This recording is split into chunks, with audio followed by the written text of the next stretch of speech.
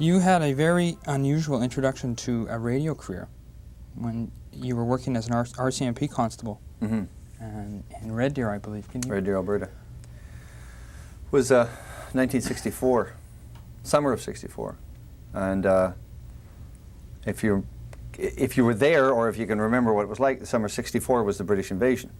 The Beatles, of course, leading the way, the Animals, the Rolling Stones, Kinks, Herman's Hermits to a certain extent, but basically the Beatles. And so you were acutely aware of rock and roll radio at the time. Even if you didn't like rock and roll, you couldn't miss the Beatles. I was a Mountie, and I was listening to this music, and two things happened at the same time. One, there were two homes built side by side on a street in Red Deer, Alberta. One of them was a radio station, the other one hookers were working out of. But I was a Mountie. It was my job to sit in the back of the control room at the radio station and watch the clients go in and out and make license plate numbers and things. And there was a disc jockey on the air named Hal Weaver, who was a great, great announcer.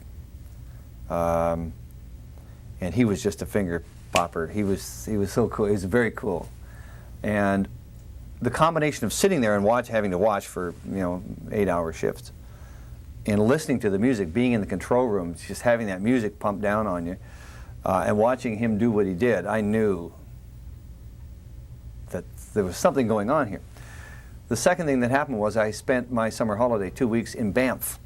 Banff, still to this day, is a highly pedestrian place where people with backpacks on and really no care or problems, not the usual problems, fly into town, and come into town, they hitchhike out of town, they stay for a couple of days, they trade stories and they BS, and it's a light, airy, transient kind of feel. And I loved it. And I kept thinking to myself, I'm a Mountie. What am I doing? I can't follow these. I can't go down that road. And it caused me to re-examine who I was and what I was doing. Was I happy being a mounted policeman? But there was also something else key that only later, in many years later, did I realize that there was a pattern here, because when I was in high school in North Kamloops, I was the guy that did the announcements on the PA system.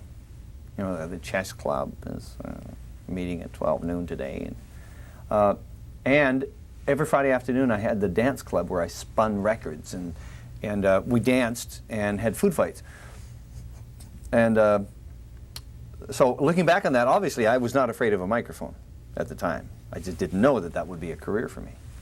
So a combination of all of those things caused me to stop being a Mountie. It's a big deal because you had to buy your way out. And, there was the shame, really, because from your fellow mounted policeman, this was not a great move. I was literally going to the other side. If you're not a Mountie, you're certainly not a rocker.